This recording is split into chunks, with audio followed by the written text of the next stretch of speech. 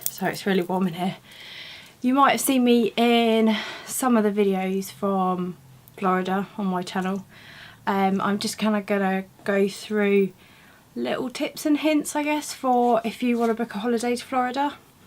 I've been 4 times now to Florida and once to California, and this was the first time in Easter where I'd actually helped my mum out trying to book everything. Before that, just mum and dad sorted it all out and that was it. But because this holiday we just went on was with a big group of family, it was sort of down to my mum to book everything, so I decided I should give her a bit of a helping hand. So yeah, just going to go through some bits like best time of year to go, cheapest time of year to go, places to eat, stuff like that. I might have to break it down into little videos because it might just be too much all in one go. I tried to film this as soon as I came back and I tried to do it on my little video camera and it wasn't very good quality, and I just rambled on for ages, and I think when I got to the end of it I'd been recording for like an hour or something, maybe even longer than that. So I might just break it down a little bit, but apologies if I keep looking down. It's because I got my laptop here with all my notes on it, and I might forget some little bits if I don't have that there. So let's just get going and see how we go. So planning your holiday. I've been 3 different times of year now. So the first time I went when I was 6, we went, I think we flew out on New Year's Day.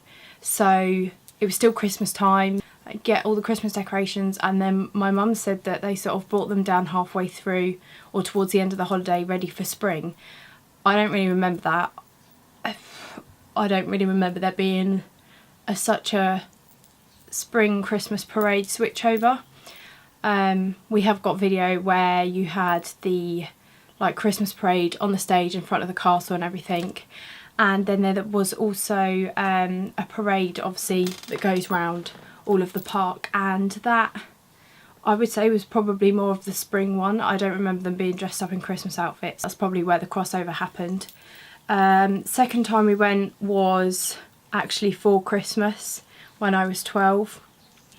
That was brilliant because you literally get the Christmas Day and the New Year's bit. The only bit that got a bit ruined was the New Year's because we went into one of the parks one night and absolutely chucked it down. So you got to be prepared if you're going over Christmas time. Yes, it can rain any time of year in Florida, but sometimes it gets a bit cold over Christmas time. During the day it's still pretty warm. You can wear a pair of trousers though and like a strappy t-shirt and be warm, or probably too hot some days, but in the evenings it can get pretty chilly. I remember on Christmas Day being stood outside the Crystal Palace, which is where we were having dinner, and it was freezing, and I had a jumper on with trousers and then I had a raincoat over the top to try and keep the wind out and a Christmas hat, and I was still freezing cold, and we ended up going and standing in the restaurant earlier than our reservations because we just couldn't stand outside anymore. The third time I went I was 16, so literally just finished school for summer break. That was beginning middle of June, I think. It was really hot, like really hot. You still get a lot of the rainstorms. It's like monsoon season, so you'll get a shower maybe every 10-15 minutes. It doesn't last for long, but it absolutely chucks it down, and I remember wearing a raincoat and being wetter inside the raincoat than outside because it was so hot. Not the cheapest time of year either when you go slightly into the actual summer holidays where the kids get it off. So hot weather and more expensive.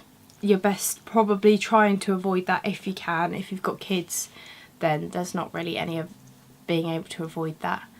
And then obviously recently we were there for Easter. They don't really do much Eastery stuff. We didn't sit down and watch a parade as such, but I don't remember there being any sort of Easter orientated things. Epcot did have like an Easter egg hunt, but yeah, I would say Easter's a good time to go. It's quite busy. We went with a kid who was actually in school. One of the other lads that was with us, he's at college, so it was a little bit easier to get him out than the younger one.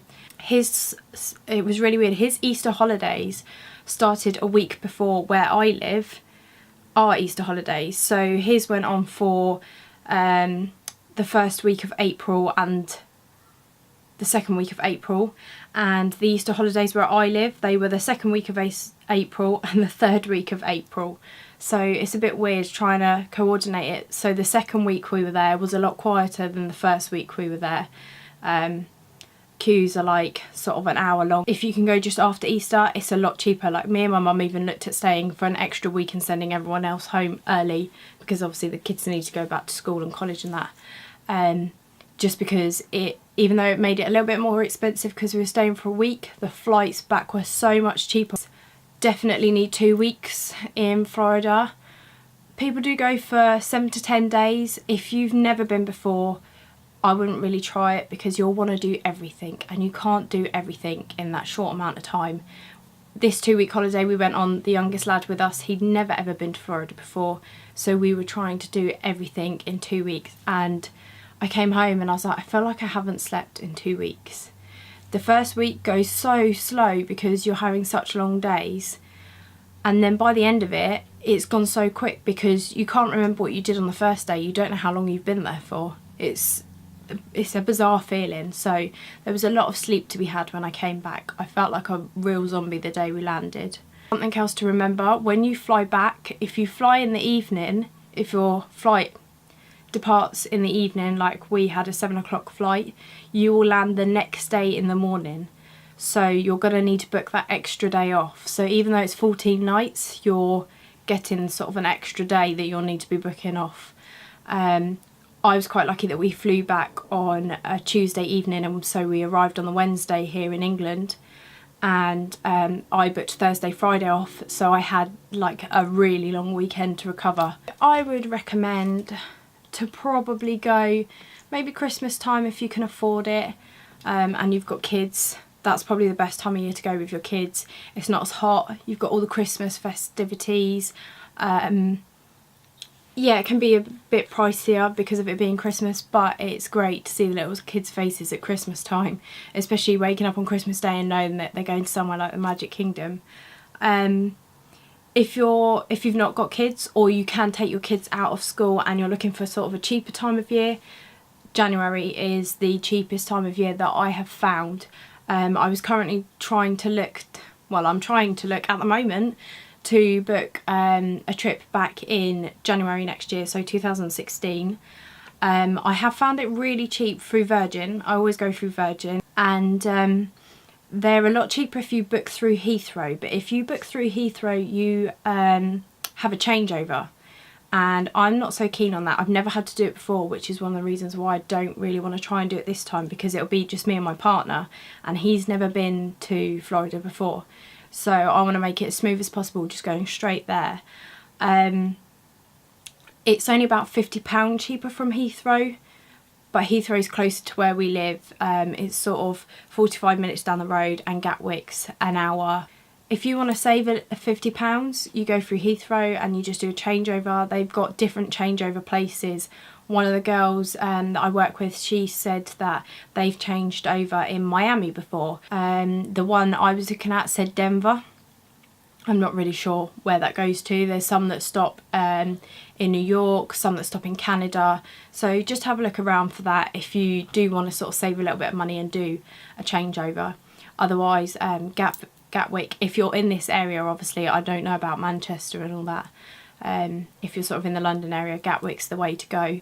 This holiday we did villa. I've never done a villa before. It was really good. If there's a big group of you, I'd recommend it. It's a lot easier, I would say, having it all in a villa, all in one place, where you can all sort of chill out round the pool at night, just with a drink and that, and discussing the next day.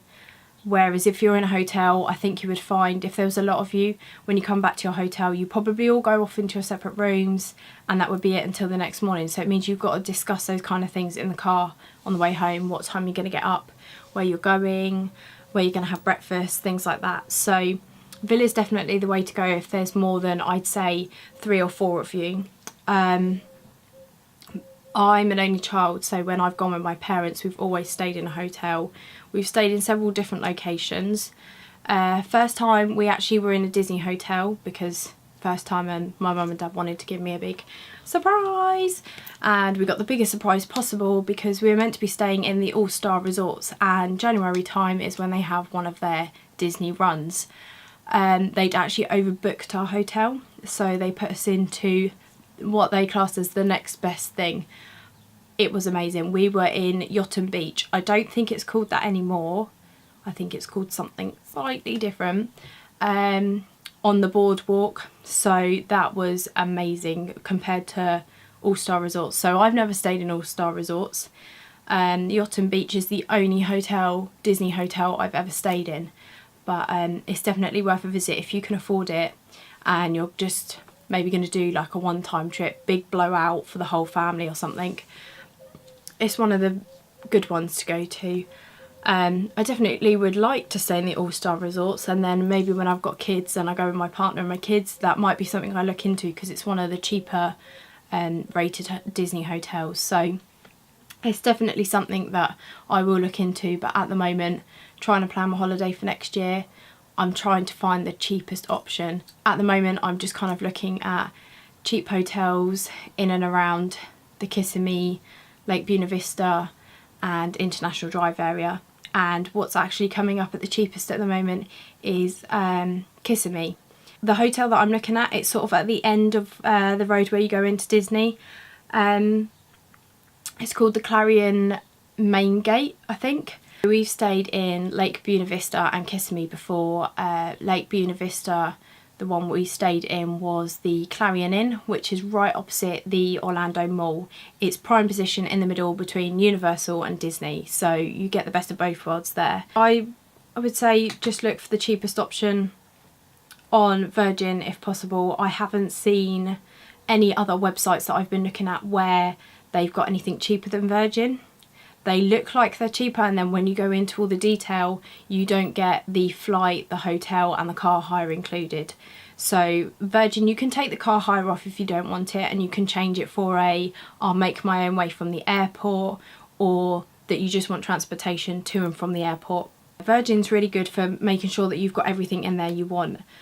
I recently went into Virgin shop though, which in our town centre, it's in the Debenhams. And the lady that sent me the quote home actually worked out more than what's online. I'm not quite sure why. I haven't got around to asking her why, but I definitely recommend going in to see them to see if they can do you a deal. You can go in and say, this is my budget, and they will try and find something within your budget. But what you've got to remember is if you go with a budget and you want that to include your park tickets, you need to take off what you think your park tickets will be. They sell park tickets, but they're more expensive. So I definitely go in there with a budget just for what you want to pay for your holiday, which is your car hire, flights and hotel. Don't go in there with a budget for tickets, because tickets you can get cheaper from other places.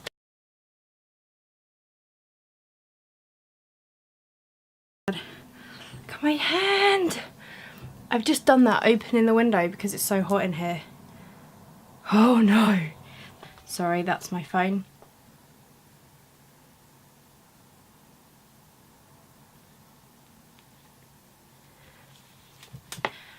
I say a lot, don't I?